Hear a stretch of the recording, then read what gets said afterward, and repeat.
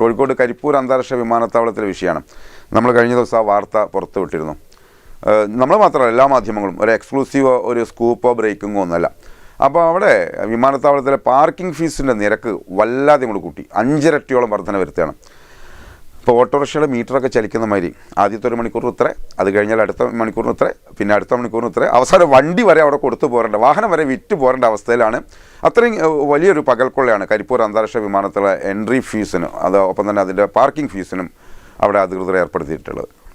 വലിയ പ്രതിഷേധമാണ് അതിന് ഉയർന്നിട്ടുള്ളത്. അപ്പോൾ ഇന്നലെ വൈകിട്ട് കോഴിക്കോട് കരിപ്പൂർ അന്താരാഷ്ട്ര വിമാനത്തിലെ എൻട്രി ഫീസ് പകൽക്കൊള്ളക്കെതിരെ ടാക്സി ഡ്രൈവേഴ്സ് സംയുക്ത സമരസമിതിയുടെ നേതൃത്വത്തിൽ ടാക്സി ജീവനക്കാർ എയർപോർട്ടിലേക്ക് പ്രതിഷേധ മാർച്ച് നടത്തി. അർജുൻ വിഷ്വൽ.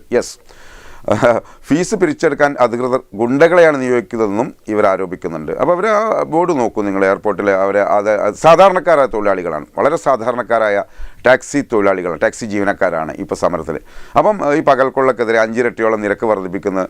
അപ്പം ഇത് പിരിച്ചെടുക്കാൻ വേണ്ടി എയർപോർട്ട് അതോറിറ്റിയുടെ ആളുകൾ, എയർപോർട്ട് അധികൃതർ ഗുണ്ടാപിരിവാണ് നടത്തുന്നത്, ഗുണ്ടകളെയാണ് ഏർപ്പെടുത്തിയെന്ന് ഇവർ ആരോപിക്കുന്നത്. കാരണം ഇവർക്ക് തിക്തമായ അനുഭവങ്ങൾ ഉണ്ടായിട്ടുണ്ടാവും, സംശയമൊന്നുമില്ല.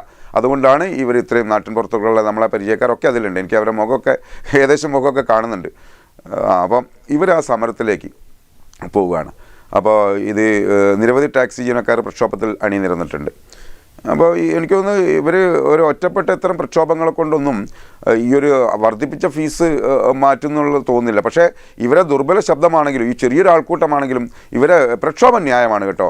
കാരണം ഒറ്റയടിക്ക് 5 ഇരട്ടിയിലധികം വിമാനത്താവളത്തിലെത്തുന്ന എയർപോർട്ടിലെത്തുന്ന വാഹനങ്ങൾക്ക് പാർക്കിംഗ് ഫീസും അവിടെ അങ്ങോട്ട് കയറാൻ വേണ്ടി എൻട്രി ഫീസും ഒക്കെ വർദ്ധിപ്പിക്കുക എന്ന് പറയുന്നത് ശരിക്കും പിടിച്ചു പറയുകയാണ്, പകൽക്കൊള്ള തന്നെയാണ്. ഇപ്പം വിമാനങ്ങളെ നിരക്ക്, ടിക്കറ്റിൻ്റെ നിരക്ക് കൂട്ടിയിട്ട് ഇപ്പോൾ പ്രവാസികൾ ദുരിതത്തിലാണ്.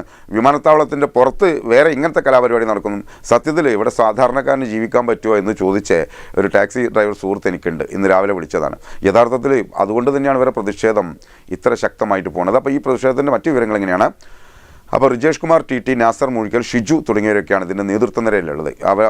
ഇവർ നേതൃത്വം എന്ന് പറഞ്ഞാൽ മുഴുവൻ ആളുകൾ നേതൃത്വം തന്നെയാണ്, പക്ഷേ ഇവരാണ് ഇതൊക്കെ സംഘടിപ്പിക്കാനൊക്കെ മുന്നിൽ നിന്നത്.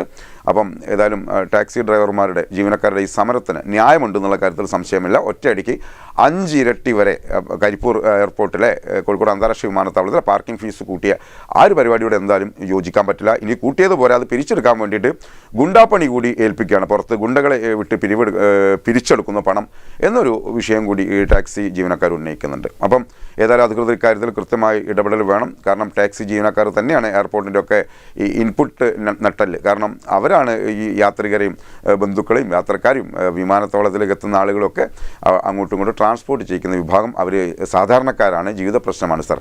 അപ്പോൾ ഈ വിഷയത്തിൽ ഇടപെടൽ ഉണ്ടാവുമെന്ന് പ്രതീക്ഷിക്കുന്നു.